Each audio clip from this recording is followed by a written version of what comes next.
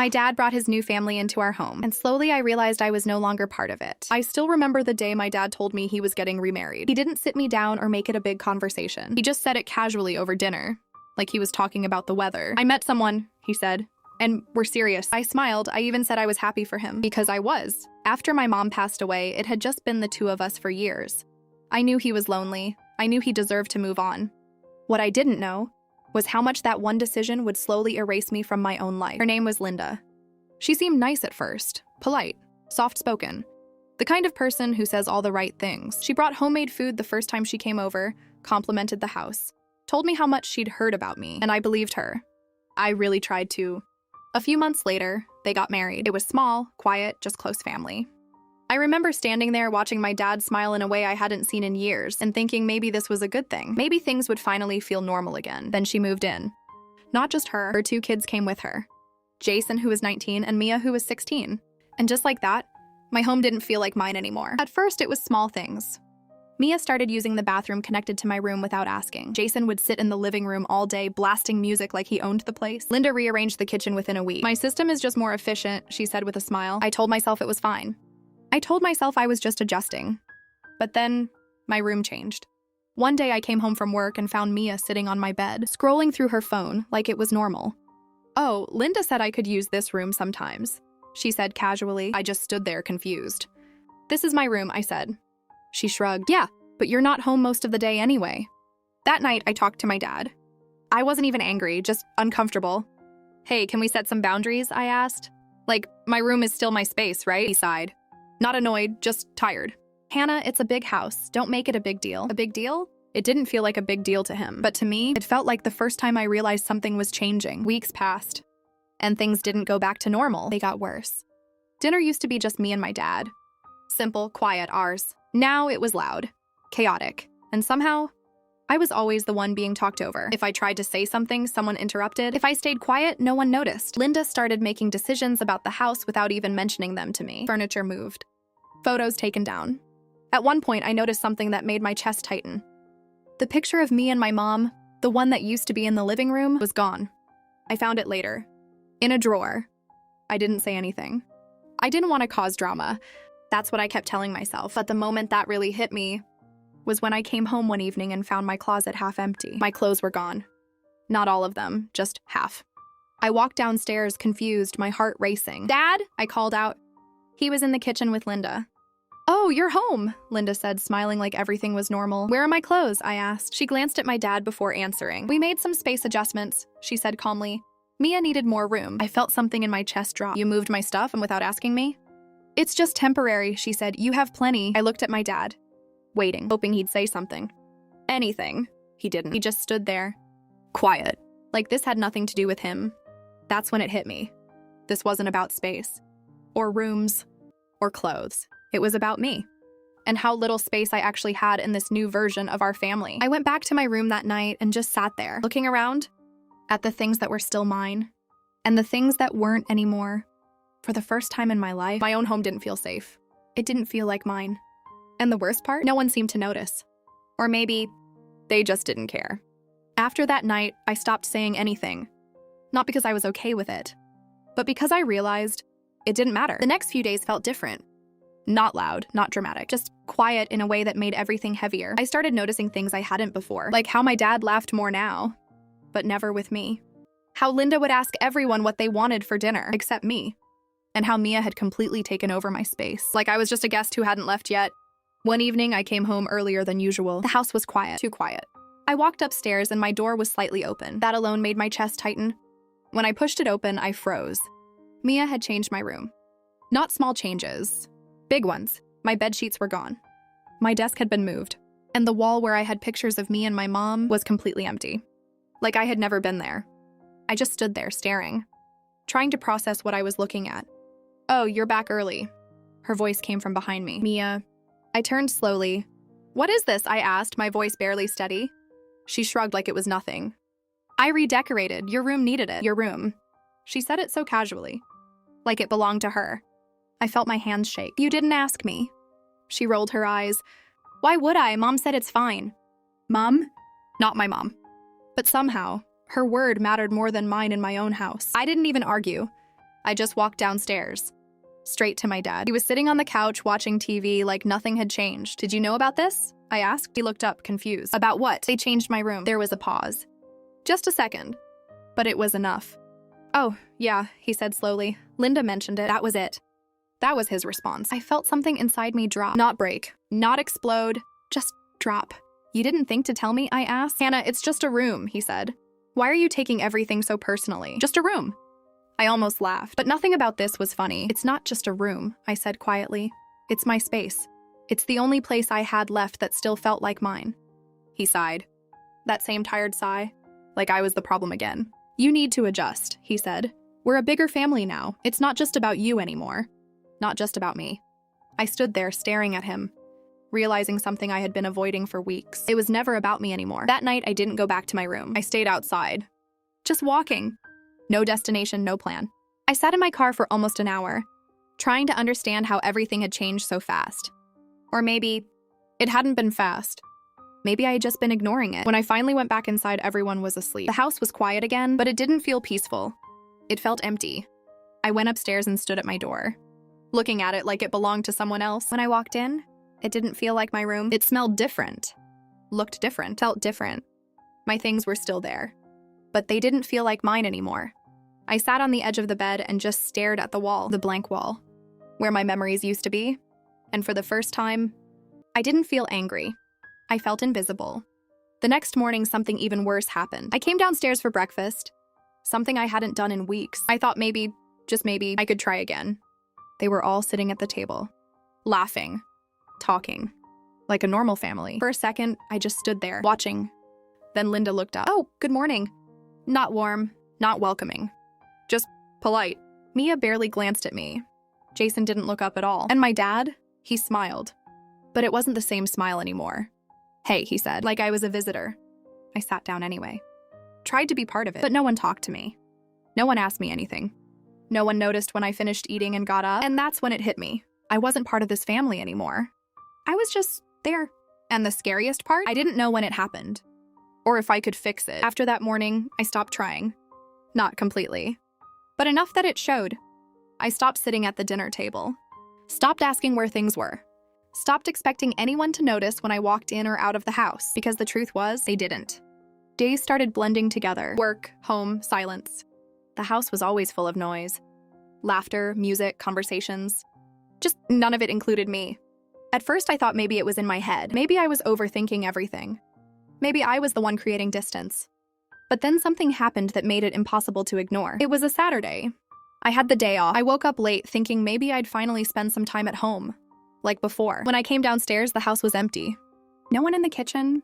No noise in the living room. No voices. I checked the driveway.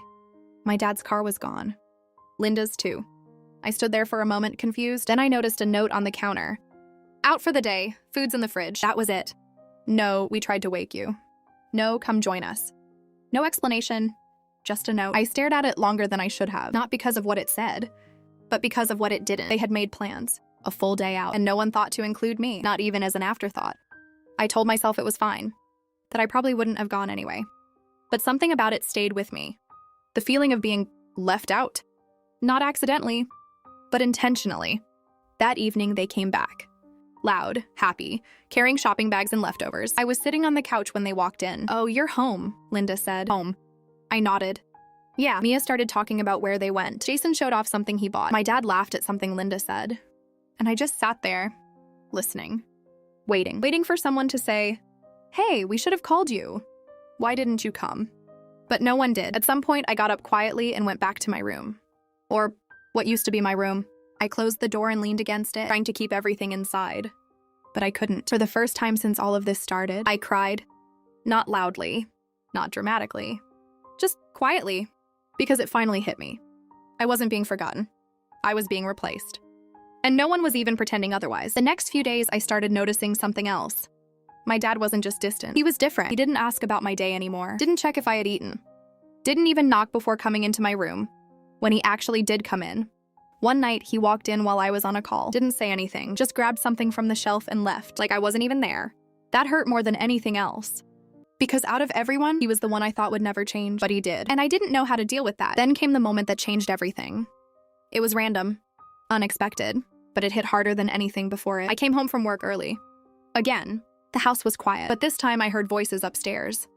I walked up slowly, not thinking much of it, until I heard my name. I stopped. Linda was talking. I just think it's better if she moves out soon. My heart stopped. Moves out? She's 24, Linda continued. It's normal, and honestly, it would make things easier for everyone. Easier. There was a pause. Then my dad's voice. Soft, hesitant. Yeah, maybe you're right. That was it. No hesitation after that. No defense. No let me talk to her. Just agreement. I stood there, frozen, trying to process what I just heard. They weren't just pushing me out emotionally anymore. They were planning to remove me completely. And the worst part, my dad didn't even fight it. He agreed. I slowly walked back to my room, closed the door, and just stood there. Everything suddenly made sense. The distance, the silence, the changes. It wasn't temporary. I wasn't adjusting to a new family. I was being phased out of it, and I didn't even realize it until now. I sat down on the bed, looking around at what was left of my space, and for the first time, a thought crossed my mind that I never imagined I'd have. Maybe I should leave. But then another thought came right after. Why should I be the one to go? I didn't sleep that night. Not even for a minute. I just lay there, staring at the ceiling, replaying those words over and over again in my head. It would make things easier for everyone. Yeah, maybe you're right. Easier. For everyone? I kept thinking about that word. Because the more I thought about it, the clearer it became. I wasn't part of everyone anymore. At some point, the house had stopped being mine. And I had stopped being someone they needed. Morning came, but it didn't feel like a new day. It felt like a continuation of something I couldn't stop. I got ready for work like usual. Same routine, same silence. But something inside me felt different. Not louder, not stronger, just tired. When I walked downstairs, everyone was already at the table again. Laughing, talking, living their lives. For a second, I stood there watching them. The way they leaned into each other, the way conversations flowed so easily. It looked like a family. Just not mine. I didn't sit down this time. I didn't say good morning. I just grabbed my keys and left. No one stopped me. No one noticed. And honestly, I think that hurt more than anything. At work, I couldn't focus. Every small thing reminded me of home. Or what used to be home. I kept thinking about leaving, about packing my things and just going. But where would I go? This was my home. Or at least, it used to be. By the time I got back in the evening, I had made a decision. Not a big one, not a final one. But something. I was going to talk to my dad. Not argue, not fight, just talk. Because part of me still believed that maybe he didn't realize what was happening. Maybe if I explained it, he'd understand. He was in the living room when I walked in. Alone, for once. Dad, I said. He looked up. Hey. Same tone, same distance. Can we talk, I asked. He hesitated for a second, then nodded. Yeah, sure. I sat down across from him. My hands were cold. My heart was racing. I didn't even know where to start, so I just said it. I heard you yesterday. His expression changed. Slightly. What do you mean? He asked. I heard you and Linda talking, I said quietly. About me moving out. There was a pause. A long one. He looked away. And that was all the answer I needed. So it's true? I asked. He sighed. That same tired sigh. Hannah? It's not like that. Not like that. Then what is it like? I asked, trying to keep my voice steady. He rubbed his forehead. Like this conversation was exhausting for him. We're just thinking about the future, he said. You're 24. It's normal to start your own life. I stared at him. Normal? I repeated. He nodded. Yeah, most people your age move out. I felt something tighten in my chest. Most people aren't being pushed out of their own home, I said. He frowned. That's not what's happening. Then what is? I asked. Because it doesn't feel like I live here anymore. He didn't respond. So I kept going. My room isn't mine. My things get moved without asking. I'm not included in anything. And now you're talking about me leaving like I'm just in the way. My voice cracked slightly. But I didn't stop. Do you even realize how that feels? He looked at me then. Really looked at me. For a second, I thought maybe he understood, but then he said something that made everything inside me go quiet. You're overthinking it. That was it. All of it. Everything I had been feeling. Everything I had been holding in. Reduced to 2 words. I just sat there, staring at him. I'm overthinking it, I repeated softly. Hannah, things change, he said. We have a new family dynamic now. You need to adjust. Adjust. That word again. Why am I the only one who has to adjust? I asked. He didn't answer. Why does everything have to change for me but not for them? I continued. His jaw tightened slightly. They're adjusting too, he said. I almost laughed. Really? I said. Because it looks like they got everything. He didn't like that. I could see it in his face. That's not fair, he said. Neither is this, I replied. Silence filled the room. Heavy, uncomfortable. For a moment, I thought maybe he would say something real. Something honest. But he didn't. Instead, he stood up. I don't want to argue about this, he said. And just like that, the conversation was over. He walked away. And I was left sitting there, alone. Again, that was the moment something inside me finally shifted. Not broke, not shattered, just shifted, because for the first time, I stopped expecting him to choose me. I stopped hoping things would go back to how they were. I stopped believing that this was temporary. This wasn't a phase. This was my reality now. And I had two choices: stay and keep disappearing, or leave and finally exist again. That night, I opened my closet, what was left of it, and I started packing. Not everything, just the important things: clothes, documents, a few personal items. And then I paused, because at the back of one of the drawers, I found something I hadn't seen in weeks: a picture of me and my mom, the one that had been removed from the living room. I held it in my hands for a long time, looking at her smile, remembering how things used to feel. Safe, warm, mine. Tears blurred my vision. But this time, I didn't wipe them away, because for the first time in a long time, I wasn't crying because I felt invisible. I was crying because I finally understood something. I deserved to be seen, even if it meant leaving the place I once called home. And for the first time, I wasn't afraid of that. I didn't tell anyone I was leaving. Not that night. Not the next morning. I just kept packing. Quietly. Carefully. Like if I made too much noise, something would stop me. Or worse, no one would. Every item I picked up felt heavier than it should have. Not because of what it was, but because of what it meant. This wasn't just packing. This was letting go. Of memories. Of routines. Of a version of my life I had been holding on to for far too long. By the third day, my room looked almost empty. Or at least, in what was left of it, no one asked. No one noticed, and somehow that made everything easier. It meant I didn't have to explain, didn't have to justify, didn't have to hear anyone tell me I was overreacting again. I had already found a small apartment, nothing special. Just a quiet place across town. It wasn't home. Not yet. But at least it would be mine. The day I decided to leave, the house was full again. Laughter from the kitchen, voices overlapping, music playing in the background. For a second, I stood at the top of the stairs, looking down at them. My dad, Linda, Mia, Jason. They looked happy, comfortable, complete. And for the first time, I didn't feel like I was missing out. I felt like I was looking at something that no longer belonged to me. I walked back into my room, picked up the last box, and took a deep breath. This was it. I didn't want a dramatic goodbye, didn't want a scene, so I did the only thing that felt right. I wrote a note, not long, not emotional, just honest. I'm moving out. I think it's best for everyone. Take care. I read it twice, then placed it on the kitchen counter, right where I had once found that note, telling me they were out for the day. Funny how things come full circle. I picked up my keys, looked around one last time, and walked out. No one stopped me, because no one even knew. The first night in my new apartment felt strange, too quiet, too empty, no voices, no footsteps, no background noise, just me. I sat on the floor, surrounded by boxes, holding that same picture of me and my mom. And for a moment, I felt it. The loneliness, the weight of everything I had just left behind. It would have been easy to regret it, to wonder if I made the wrong choice, to question if I should have stayed. But then something unexpected happened. I realized I could breathe, really breathe, without feeling like I was taking up too much space, without feeling like I needed permission to exist. And that feeling, it was worth everything. Days turned into weeks. Slowly, I started building a new routine. Work, home, peace. I decorated my apartment the way I wanted, put my things where I wanted, hung that picture of me and my mom right above my bed. For the first time in a long time, I felt like myself again. Not invisible, not ignored, just me. A few weeks later, I got a message from my dad. "Where are you?" That was it. No, "Are you okay?" No, "Why didn't you tell me?" Just that. I stared at the message for a long time. Part of me wanted to respond, to explain, to finally say everything I had been holding in. But another part of me knew it wouldn't change anything. So I didn't reply.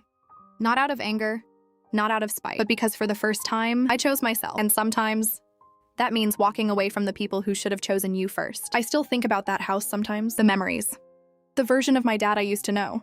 And yeah, it still hurts, but not in the same way, because now I understand something I didn't before. Family isn't just about who you live with or who you're related to. It's about where you feel seen, where you feel valued, where you feel like you belong. And if you don't feel that, it's okay to leave, even if it breaks your heart a little, because sometimes losing a place you once called home is the only way to finally find yourself.